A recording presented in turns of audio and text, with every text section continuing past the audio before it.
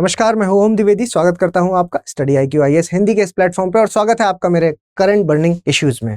और आज जो मैं टॉपिक आपके साथ डिस्कस करने वाला हूं वो है क्या फांसी खत्म होगी। तो क्या है खबर, पहले ये देख लेते हैं।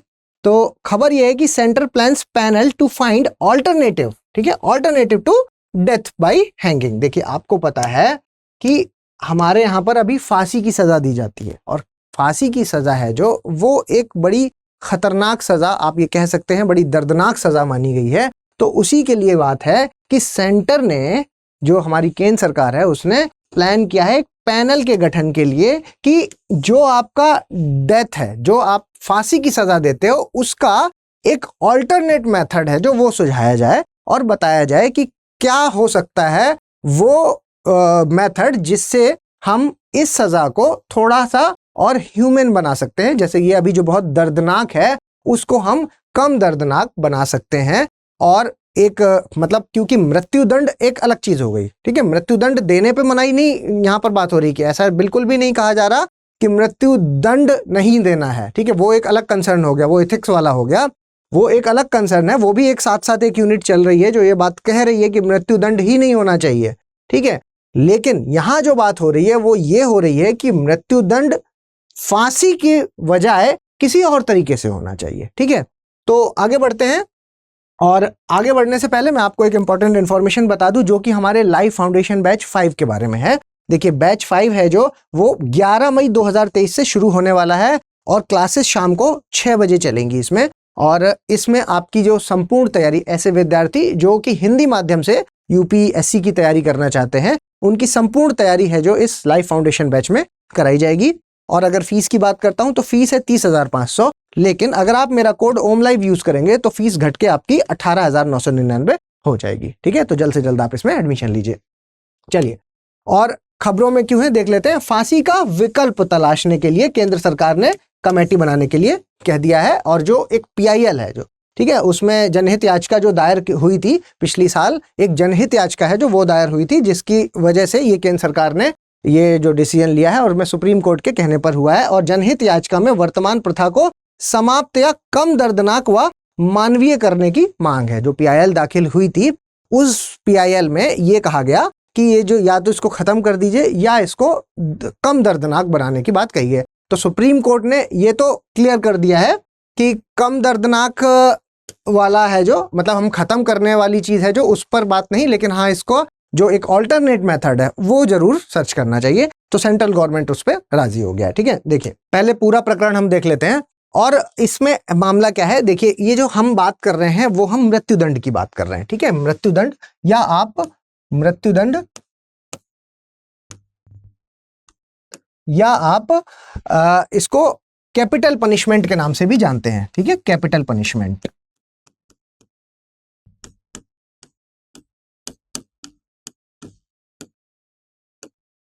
ठीक है, कैपिटल पनिशमेंट के नाम से भी आप इसको जानते हैं। तो देखिए, बात यह है कि पिछली साल एक ऋषि मल्होत्रा है, एक एडवोकेट, उन्होंने एक PIL डाली और उस PIL में उन्होंने यही बात कही कि ये जो हमारे यहाँ पर जो मृत्युदंड दिया जाता है फांसी के माध्यम से, उस फांसी के माध्यम से ना दे करके उसको थोड़ा सा कम दर्दनाक बनाने की बात, या आप कह सकते हैं कि इसको खत्म करने की बात उसमें कही गई। फिर उसके बाद ये आपको ये बात पता होनी चाहिए कि जो आपका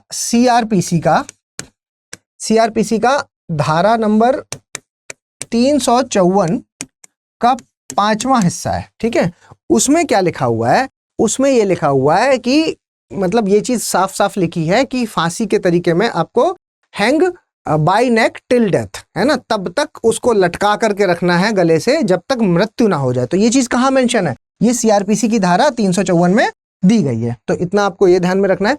इसके अलावा दूसरी चीज इसमें यह है कि जो ये कंसर्न उठ रहा है, तो उसके लिए आपकी जो सरकार है उसने ये पैनल बनाने की बात कह दी, जैसा कि मैंने आपको कहा, ठीक है। तो अब ये सही है या नहीं है, तो ये चीज तो देखिए, सुप्रीम कोर्ट ने बच्चन सिंह का जो केस है, कौन सा, बच्चन सिंह केस, 1980 का केस है, बच्चन सिंह केस, ठीक है, बच्चन सिंह का जो केस है 1980 वाला, उसमें ये चीज क्लियरली कही है कि फांसी की सजा असंवैधानिक नहीं है, मतलब वो एक मतलब कॉन्स्टिट्यूशनली सही है, संविधान के हिसाब से वो सही है लेकिन उसके लिए जो एक शब्द इस्तेमाल किया है वो ये किया है rarest of the rare case वाला, rarest of the rare case, rarest of rare case. ठीक है, ये शब्दों का इस्तेमाल इसमें किया है। तो ये एक इंपॉर्टेंट केस है जो आपको याद रखना है। बच्चन सिंह केस है जो 1980 का, उसमें ये बात क्लियरली कही है कि कॉन्स्टिट्यूशनली, संविधान के हिसाब से ये गलत नहीं है, लेकिन ये कब देना है, जब rarest of the rare case हो तब देना है। मतलब कि ऐसी कंडीशन जब खड़ी हो जाए कि नहीं, मृत्युदंड में हमें फांसी ही देनी है, तभी उसको फांसी दी जाए। जब जघन्य अपराध हो, कोई हीनियस क्राइम हो, जैसे कि रेप हो गया आपका, या आपका मतलब मर्डर हो गया, तो हीनियस क्राइम जब हुआ है तो आपको ये फांसी की सजा देनी है, वरना इसको दूसरी सजा में भी कन्वर्ट कर सकते हो। और उसके लिए जो जज है ये उसके विवेक पर निर्भर करेगा। ठीक है, कि उसके विवेक पर निर्भर करेगा कि क्या सजा देनी है। तो ये चीज तो क्लियर है यहाँ से। इसके अलावा जो दूसरी आपको बात याद रखनी है वो याद रखनी है कि क्या इसका कोई और अल्टरनेट के बारे में बात हुई। तो देखिए 2018 में जब सरकार से पूछा गया था, 2018 में जब सरकार से पूछा गया तो सरकार का जो जवाब था वो ये था कि अभी के लिए तो जो फांसी है आपका, फांसी, उससे अच्छा वायबल ऑप्शन और कुछ नहीं है, तो अभी हम इसको फांसी की तरह के लिए ही रखेंगे। और फिर लेकिन अभी वापस से जब ये पीआईएल गई है तो पीआईएल के बाद जो है ये अभी बात सामने आई है। ठीक है, इसके अलावा अगर आप लॉ कमीशन की रिपोर्ट देखेंगे तो 2003 में लॉ कमीशन की रिपोर्ट है जो, उसमें उन्होंने कहा था कि लीथल इंजेक्शन जो होते हैं, लीथल इंजेक्शन, ठीक है, विष वाले जो इंजेक्शन होंगे, इंजेक्शन, ये एक तरीका हो सकता है, मतलब ऑल्टरनेट के रूप में इसको सुझाया था कि लीथल इंजेक्शन, 2003 में लॉ कमीशन की रिपोर्ट में लीथल इंजेक्शन को एक तरीका बताया गया था कि ये तरीका हो सकता है जो कि फांसी का एक ऑल्टरनेट हो सकता है। लेकिन उसी रिपोर्ट में साथ में ये भी कहा था कि फांसी को खत्म नहीं करना है, लेकिन ये भी एक तरीका हो सकता है, मतलब मृत्युदंड के एक तरीके में कि शामिल करने की बात कही गई कि मृत्युदंड में लीथल इंजेक्शन को शामिल किया जाना चाहिए। और फांसी है जो वो फांसी है जो वो भी खत्म नहीं करना है। और वो किस पर डिपेंड करेगा, विवेक पर। किसके विवेक पर, जज के विवेक पर डिपेंड करेगा। ठीक है, तो देखिए बहुत सारे ऐसे कंट्रीज हैं, अगर पूरे संसार की बात करेंगे तो संसार में 55 कंट्रीज ऐसे हैं जहां पर अभी मृत्युदंड दिया जाता है, और सबसे कॉमन तरीका भी फांसी ही है। ठीक है, ये जो फांसी है यही सबसे कॉमन तरीका है।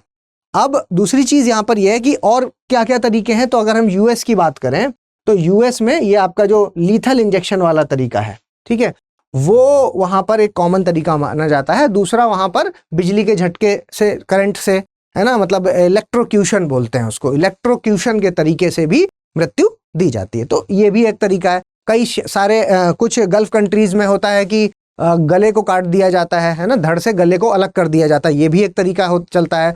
चाइना में गोली मार दिया जाता है, ये भी तरीका चलता है। तो अलग अलग जगहों पर अलग अलग तरीके इस चीज के चल रहे हैं। तो हमारे यहाँ पर जो है वो दो तरह की डिबेट है। अगर आप पेपर 4 या एथिक्स वाले पार्ट से देखेंगे तो हाँ, वो भी एक डिबेट साथ में चल रही है कि ये मृत्युदंड या कैपिटल पनिशमेंट होना ही नहीं चाहिए। ठीक है, दूसरी चीज क्या है, मृत्युदंड या कैपिटल पनिशमेंट होना ही नहीं चाहिए। और दूसरी चीज ये भी चल रही है साथ में कि अगर मृत्युदंड है, फांसी है, तो ठीक है, क्यों फांसी जरूरी क्यों है? फांसी इसलिए जरूरी है कि जो डर है, जो डेटरेंस है, वो भी तो क्रिएट करना जरूरी है, क्योंकि हमारे समाज में ऐसे असामाजिक तत्व भी हैं जिसके लिए डर क्रिएट होना भी बहुत जरूरी है, डेटरेंस क्रिएट होना भी बहुत जरूरी है। अगर वो चीज नहीं होगी, डेटरेंस नहीं होगा, डर नहीं होगा, तो उससे क्या होगा कि क्राइम लोग करते रहेंगे। तो इस तरह का क्राइम रोकने के लिए इस तरह की सजाओं का होना भी आवश्यक है। ठीक है, तो ये चीजें हैं। चलते हैं, देखते हैं पूरा प्रकरण क्या है। ठीक, चलिए, क्या है मृत्युदंड? जैसा कि मैंने कहा कि सजा का कठोरतम रूप, ठीक है, मानवता के खिलाफ जघन्यतम अपराधों के लिए इस्तेमाल। ठीक है, ये आपका मृत्युदंड, मतलब कि पूरी सबसे जो ऐसी कोई सजा जिसके लिए सबसे बड़ी जो सजा आप कह सकते हैं तो वो होगी आपकी मृत्युदंड की सजा। और इसको आप डेथ पेनल्टी या कैपिटल पनिशमेंट इन शब्दों से जानते हैं। और आर्टिकल 72 है, जो आर्टिकल 72 है, जो कि पार्डनिंग पावर ऑफ प्रेसिडेंट यानी कि राष्ट्रपति की क्षमादान की शक्तियों से रिलेटेड है। और इसके तहत क्या होता है कि राष्ट्रपति के पास ये पावर होती है, ये शक्ति होती है कि वो ये जो आपकी डेथ पेनल्टी है उसको बदल करके आजीवन कारावास में बदल दें। ठीक है, इसके अलावा आपको जैसा कि मैंने बताया 354 का 5वां पार्ट है जो, ठीक है, उसमें क्या लिखा हुआ है, मौत की सजा की जो प्रक्रिया है वो पूरा लिखा है और शब्द क्या है कि उसकी मृत्यु होने तक गले से लटकाया जाए। ठीक है, मृत्यु होने तक गले से लटकाना। ठीक है, ये शब्द है इसके। तो ये चीज आपको सीआरपीसी की धारा है जो इसमें मेंशन्ड है, तो ये चीज ध्यान रखना है। ठीक है, आगे देखिए, मृत्युदंड है जो वो भारतीय दंड संहिता में शामिल कुछ अपराधों के लिए सजा तय क्या है, क्या क्या है, ये सारे अपराध हैं। अगर कोई हत्या करता है, डकैती करता है, आपराधिक षड्यंत्र करता है, भारत सरकार के खिलाफ युद्ध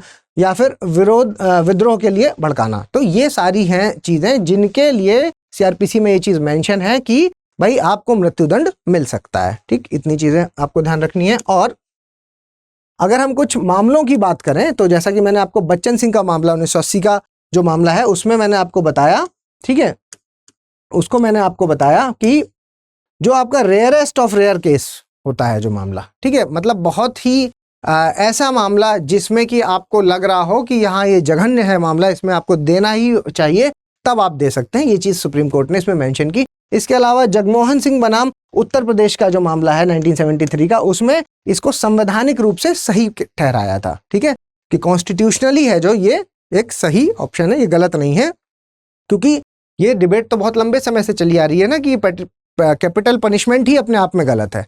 ठीक है, तो उसमें इन्होंने जगमोहन सिंह बनाम उत्तर प्रदेश राज्य में ये चीज कही। फिर बच्चन सिंह के मामले में भी ये बात कही और साथ में ये चीज भी जोड़ी कि rarest of the rare case में ये सजा होनी चाहिए। इसके अलावा मच्छी सिंह बनाम पंजाब राज्य है जो, उसमें ये चीज कही कि किसी मामले को दुर्लभतम कब वक्त कैसे माना जाए यह तय हुआ इसमें, है ना, कि ये जो मैंने कहा कि रेयरेस्ट ऑफ द रेयर है, ये कौन सा है, कैसे माना जाएगा, वो किस केस में तय हुआ, ये आपका मच्छी सिंह बनाम पंजाब राज्य में। ठीक है, ये चीज आपको ध्यान रखनी है। ये आप कोट कर सकते हैं कभी कभी आंसर राइटिंग करें तब। ठीक है, एक क्वेश्चन आपकी डिमांड पर, क्योंकि कई बार कमेंट्स में मैंने देखा कि क्वेश्चन की डिमांड की जा रही, तो एक क्वेश्चन आज हम लेकर आए आपके लिए, वो भी आपको अटेम्प्ट करना है। ठीक है, तो अन्य देशों में, जैसा कि मैंने कहा कि अन्य देशों में भी अब क्या क्या तरीके चलते हैं, तो देखिए सर कलम करना, ठीक है, फांसी, हैंगिंग, ठीक है, घातक इंजेक्शन जो कि लीथल इंजेक्शन की बात कर रहे हैं, गोली मारकर शूटिंग करना, चाइना वाला मामला, ठीक है, बिजली के झटके, इलेक्ट्रोक्यूशन, ये भी यूएस में चलता है, ये वाला मामला।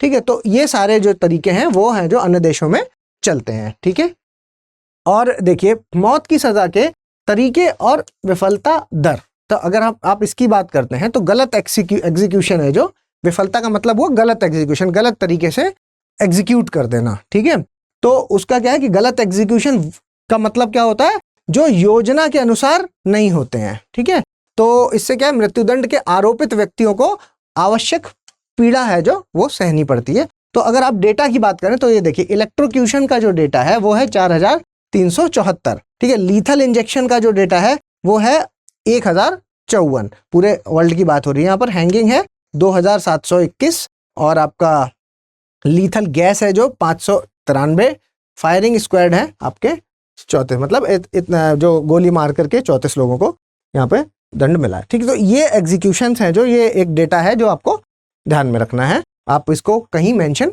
कर सकते हैं जब आप आंसर राइटिंग करें, लीथल इंजेक्शन वाला डेटा ध्यान रखिएगा। ठीक है, अगला जो मेंस का क्वेश्चन है जिसके बारे में मैंने अभी कहा आपसे, तो वो है आपका 2014 का क्वेश्चन है। देखिए, मृत्युदंड की सजा को कम करने में राष्ट्रपति की देरी के उदाहरण न्याय से इनकार के रूप में सार्वजनिक बहस के तहत आए हैं। क्या ऐसी याचिकाओं को स्वीकार या अस्वीकार करने के लिए राष्ट्रपति के लिए कोई समय निर्दिष्ट किया जाना चाहिए? इस चीज का आपको विश्लेषण करना है, मतलब जो टाइम पीरियड है उस पर बात कही जा रही है कि राष्ट्रपति के लिए क्या कोई समय होना चाहिए कि कब तक इसको कितने समय के अंतर्गत इसको जो आप कन्वर्जन कर रहे हैं वो कर देना चाहिए, तो उस पर है। और आपका जो विश्लेषण करने के लिए इसमें कहा गया है, तो प्लीज इस आंसर को आप अटेम्प्ट करने की कोशिश कीजिए। मेरे ख्याल से मामला है जो वो आपको समझ आ गया है। तो अगर ये वीडियो आपको पसंद आए तो प्लीज लाइक, शेयर और सब्सक्राइब कर दीजिएगा। और ये पीडीएफ अगर आपको चाहिए तो ओम द्विवेदी स्टडी IQ, इस पर मैं शेयर कर दूंगा, प्लीज आप यहाँ से इस पीडीएफ को ले लीजिएगा। और @omdvedi007 इस पर आप मुझे पर्सनली मैसेज कर सकते हैं। जल्दी मिलेंगे अपने अगले लेक्चर में, तब तक के लिए धन्यवाद।